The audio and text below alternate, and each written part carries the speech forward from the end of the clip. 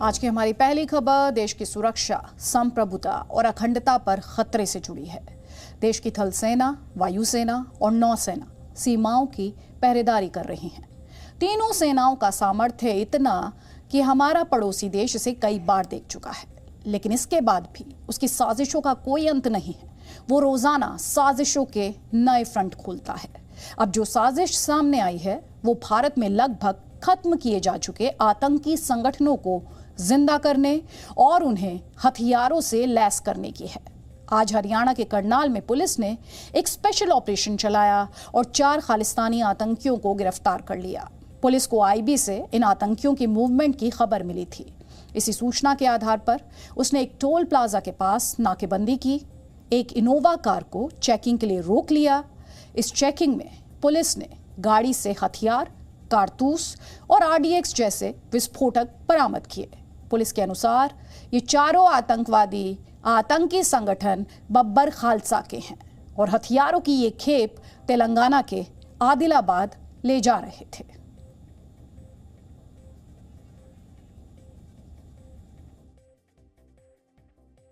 ये एक joint operation है हरियाणा पुलिस का, पंजाब पुलिस का और सेंट्रल इंटेलिजेंस एजेंसीज का जी। तो स्पेसिफिक इनपुट पे इस पे बस्ताड़ा टोल प्लाजा पर 4 आतंकवादी जो है वो पकड़े गए हैं और उनसे आईईडीज बरामद हुए हैं 3, एक पिस्टल है, लाइव कार्ट्रिजेस हैं, कैश है, बरामदगी हुई है उसकी। एक क्रिमिनल केस इस पे रजिस्टर्ड है मधुबन में और इनको कोर्ट में पेश करके 10 दिन का पुलिस रिमांड मिला है। उसने एक ऐप के जरिए लोकेशन भेजी थी, आदिलाबाद के आसपास की लोकेशन है, वहाँ पर इनको ये जो एक्सप्लोजिव्स है और जो हथियार है वो रख करके। आदिलाबाद दिल्ली सर? ना तेलंगाना के पास। तेलंगाना में वहाँ संगठन से जुड़े हुए हैं। पाकिस्तान से लोकेशन भेजी थी सर? हाँ जी। अब आपको गिरफ्तार आतंकियों के नाम भी बता देते हैं। इनके नाम गुरप्रीत, अमनदीप, परविंदर और भूपेंद्र हैं। इनमें अमनदीप सिंह और गुरप्रीत सिंह सगे भाई हैं। पंजाब के फिरोजपुर के रहने वाले हैं, जबकि एक आतंकी लुधियाना का रहने वाला है। जिस कार से ये लोग हथियार ले जा रहे थे वो 2-3 महीने पहले ही खरीदी गई थी। मैडम करते किसी अमनदीप कम की करते सी? ड्राइवरी करते सी, कार टैक्सी चलाते सी। ते आज जो करनाल च फड़े गए ਤੁਹਾਨੂੰ ਪਤਾ ਲੱਗ ਗਿਆ? ਨਿਊਜ਼ ਤੋਂ ਪਤਾ ਲੱਗ ਗਈ। ਤਾਂ ਉਹ ਰਹਿੰਦੇ ਕਿੱਥੇ ਸੀ ਉਹ ਗੁਰਪ੍ਰੀਤ? ਪਤਾ ਨਹੀਂ ਮੈਨੂੰ, ਇੱਥੋਂ ਦਾ ਘਰੋਂ ਤਾਂ ਬੇਦਖਲ ਕੀਤਾ ਹੋਇਆ ਸੀ, ਬਾਕੀ ਨਹੀਂ ਪਤਾ ਉਹਨਾਂ ਨੂੰ। ਇਹ ਜਿਹੜੀ ਇਨੋਵਾ ਗੱਡੀ ਫੜੀ ਗਈ ਹੈ ਗੁਰਪ੍ਰੀਤ ਚਲਾਉਂਦਾ ਸੀ? नहीं, मेरे हस्बैंड दी है। अच्छा। पुलिस के मुताबिक करनाल में पकड़े गए बब्बर खालसा इंटरनेशनल के इन 4 आतंकियों का पाकिस्तान से कनेक्शन निकला है। 4 आतंकी पाकिस्तान में मौजूद खालिस्तानी आतंकी हरविंदर सिंह रिंदा के इशारे पर काम कर रहे थे। करनाल में पकड़ा गया एक आतंकी गुरप्रीत सिंह पहले भी एक मामले में जेल जा चुका है। जेल में ही उसकी मुलाकात राजवीर नाम के व्यक्ति से हुई। राजवीर की पाकिस्तान में मौजूद आतंकी हरविंदर सिंह संधू रिंदा से पहचान थी।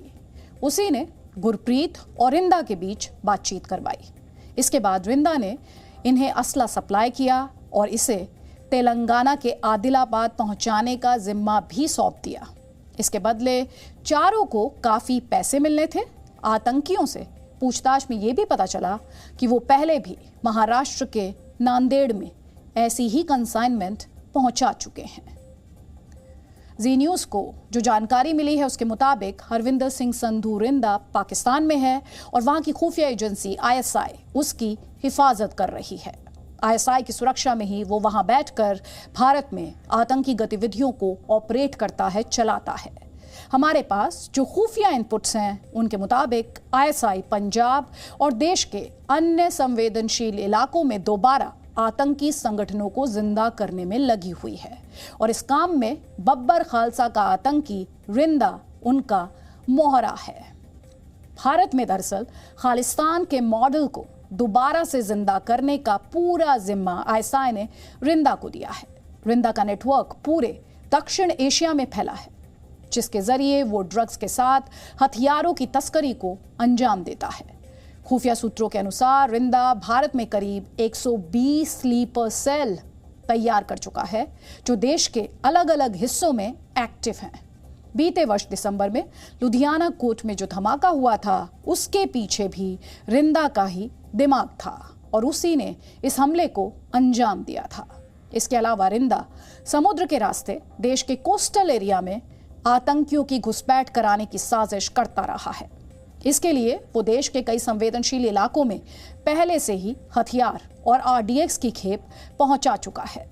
रिपोर्ट्स के अनुसार पाकिस्तानी पंजाब के बामियाल सेक्टर से पाकिस्तान दरअसल ड्रोन के जरिए हाल ही में भारत में हथियारों की बड़ी खेप पहुंचा चुका है।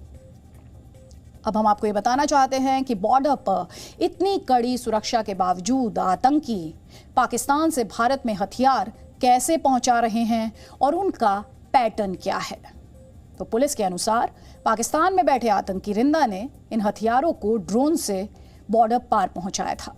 इसके लिए उसने एक मोबाइल ऐप के जरिए इन गिरफ्तार आतंकियों को उस जगह की लोकेशन भेजी जहां ड्रोन ने हथियार गिराए थे। ये लोकेशन पंजाब के फिरोजपुर की थी। इन हथियारों का गिरफ्तार आतंकियों में से एक गुरप्रीत के दोस्त आकाशदीप के खेतों में इन्हें गिराया गया। इन हथियारों को लोकेशन को फॉलो करते हुए चारों आतंकियों ने हथियार और RDX उठाया और फिर वहां से तेलंगाना के लिए निकल पड़े, लेकिन खुफिया इनपुट पर इन्हें करनाल में पकड़ लिया गया। देखिए, इनको जो हरविंदर सिंह जो रिंदा है वो एक लोकेशन भेजता है।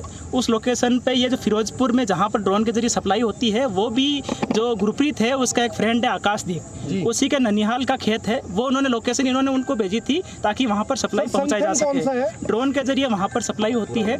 फिर ये वहाँ से जो भी विस्फोटक पदार्थ या हथियार आते हैं उसको फिर ये हरविंदर सिंह रिंदा के द्वारा बताई गई लोकेशन पर रख करके आ जाता है।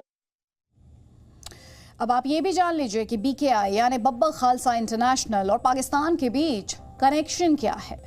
इस समय वाधवा सिंह BKI का प्रमुख है और सुरक्षा एजेंसियों का दावा है कि वो पाकिस्तान में ही छिपा है। पाकिस्तान की सेना और ISI के साथ वो भारत में आतंकी घटनाओं की साजिश रचता है। इसके अलावा इस आतंकी संगठन के डेप्यूटी चीफ मेहाल सिंह और 20 दूसरे आतंकी भी पाकिस्तान में ही छिपे हुए हैं। भारत लंबे समय से उनके प्रत्यर्पण की कोशिश कर रहा है। पाकिस्तान ने ISI के पूर्व चीफ जावेद नासिर को पाकिस्तान गुरुद्वारा प्रबंधक कमेटी यानी PGPC का चेयरमैन नियुक्त किया है। PGPC को वर्ष 1999 में गठित किया गया था और ये पाकिस्तान में गुरुद्वारों की देखभाल का जिम्मा संभालती है। खुफिया जानकारियों के मुताबिक पाकिस्तान में मौजूद सिख आतंकी संगठन जनरल नासिर के सीधे संरक्षण में काम कर रहे हैं। वर्ष 2002 में आई मीडिया रिपोर्ट्स के मुताबिक ISI ने आतंकी संगठन लश्कर-ए-तैयबा को पंजाब में दोबारा आतंकवाद भड़काने का जिम्मा सौंपा था। इसके लिए लश्कर ने BKI, international Sikh youth federation और खालिस्तान जिंदाबाद जैसे सिख आतंकी संगठनों को ट्रेनिंग भी दी। सूत्र ये भी दावा करते हैं कि BKI के भारत के मोस्ट वांटेड आतंकी डॉन दाऊद इब्राहिम से भी संबंध है और कई तरह की अवैध गतिविधियों में दोनों एक दूसरे का साथ भी दे रहे हैं। यहां आपके लिए यह भी जानना जरूरी है कि हरविंदर सिंह संधू रिंदा जिस बब्बर खालसा नाम के संगठन का आतंकी है वो है क्या, इसे आतंकी संगठन क्यों कहा जाता है। तो आपको बता दें, बब्बर खालसा का पूरा नाम बब्बर खालसा इंटरनेशनल BKI है और इसकी जड़ें करीब 4 दशक पुराने खालिस्तानी आंदोलन से जुड़ी हुई हैं। इसकी स्थापना वर्ष 1979 में तलविंदर सिंह परमार नाम के आतंकी ने कनाडा के वैंकूवर में की थी। उसका साथी सुखदेव सिंह बब्बर भी इसी आतंकी संगठन का फाउंडिंग मेंबर था। इसकी पहली इकाई 1981 में कनाडा में तैयार की गई थी। स्थापना के साथ ही इस आतंकी संगठन ने सिखों के लिए अलग देश खालिस्तान की मांग शुरू कर दी, जिसके लिए इसने कई आतंकवादी घटनाओं को अंजाम दिया और बड़े पैमाने पर हिंसा भी की। हम आपको ये भी बताएंगे कि आतंकवादी संगठन इतना खतरनाक क्यों है और इसने किन बड़ी आतंकी घटनाओं को अंजाम दिया है। तो बब्बर खालसा इंटरनेशनल यानी BKI ने 23 जून 1985 को जून में कनाडा के मॉन्ट्रियल से नई दिल्ली आ रही एयर इंडिया की फ्लाइट संख्या 182 को हवा में ही विस्फोट करके उड़ा दिया था। इसे इतिहास के बड़े आतंकी हमलों में गिना जाता है। इस हमले में विमान में सवार सभी 329 लोगों की मौत हो गई थी। इसके करीब 10 साल बाद 31 अगस्त 1995 को पंजाब के पूर्व मुख्यमंत्री बेअंत सिंह की एक आत्मघाती हमले में हत्या कर दी गई थी। बेअंत सिंह पंजाब हरियाणा सचिवालय के बाहर अपनी कार में मौजूद थे, तभी एक फिदायीन आतंकी ने खुद को उड़ा लिया। इस हमले में 18 लोगों की मौत हुई थी और इसके पीछे बब्बा खालसा का ही हाथ बताया गया था। मार्च 2005 में बीकेआई के आतंकियों ने दिल्ली के सत्यम सिनेमा और लिबर्टी सिनेमा में बम धमाके किए, जिसमें 40 से ज्यादा लोग घायल हो गए थे। माफी चाहेंगे, मई 2005 में दिल्ली के सत्यम सिनेमा और लिबर्टी सिनेमा में इस आतंकी संगठन द्वारा धमाके किए गए थे। अक्टूबर 2007 में लुधियाना के शिंगर सिनेमा हॉल में भी बम धमाका हुआ, जिसमें 6 लोगों की मौत हो गई, जबकि 35 से ज्यादा लोग घायल हो गए थे। इसके अलावा भी इस आतंकी संगठन ने कई बड़ी गतिविधियों को अंजाम दिया। भारत, अमेरिका, कनाडा और ब्रिटेन जैसे देशों में इस संगठन पर बैन है। यहाँ आपको ये भी समझना चाहिए कि हमारी सुरक्षा एजेंसियों ने आज एक बड़े खतरे को किस तरह नाकाम कर दिया, लेकिन जी न्यूज़ के पास मौजूद खुफिया जानकारियां ये भी बताती हैं कि खतरा पूरी तरह टला नहीं है। खुफिया एजेंसियों के सूत्रों के अनुसार दिल्ली, पंजाब और इन जगहों के साथ लगती जगहों पर अभी भी आतंकियों के कई स्लीपर सेल मौजूद हो सकते हैं। संभव है कि यहाँ इस तरह के हथियारों और विस्फोटकों की खेप छिपाई गई हो। सूत्रों के अनुसार इसके जरिए पाकिस्तान और आतंकी देश के माहौल को बिगाड़ना चाहते हैं। हाल ही में देश के कई राज्यों में हुए दंगों की घटनाओं को भी इसी से जोड़कर देखा जा रहा है। यानी पाकिस्तान बब्बा खालसा जैसे आतंकी संगठनों को मोहरा बनाकर पंजाब और उत्तर भारत में एक बार फिर से अलगाववाद और आतंकवाद को भड़काना चाहता है और 80 के दशक वाले हालात दोबारा से पैदा करना चाहता है। 1980 से 1984 के दौर में पंजाब में खालिस्तान मूवमेंट चरम पर पहुंच गई थी। उस समय पंजाब में सैकड़ों निर्दोष लोगों की दिन दहाड़े हत्याएं हुई। हिंदू और सिखों के बीच टकराव पैदा करने की साजिशें हुई। भिंडरावाला और उसके आतंकियों ने शुरुआत में निरंकारियों और खालिस्तान का विरोध करने वालों को अपना निशाना बनाया और इसके बाद पत्रकार, नेता, पुलिस और हिंदू समुदाय के लोग भी उसके निशाने पर आ गए।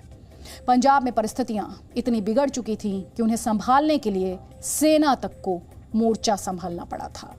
लेकिन आज भारत में खालिस्तान के विचार को देश के अधिकांश सिख नकार चुके हैं। फिर भी विदेशों में बैठे खालिस्तानी संगठन आज भी भारत के टुकड़े टुकड़े करने का षड्यंत्र रचते हैं और इन संगठनों को पाकिस्तान का खुला समर्थन हासिल है। कनाडा भी इनके लिए सुरक्षित जमीन बना हुआ है।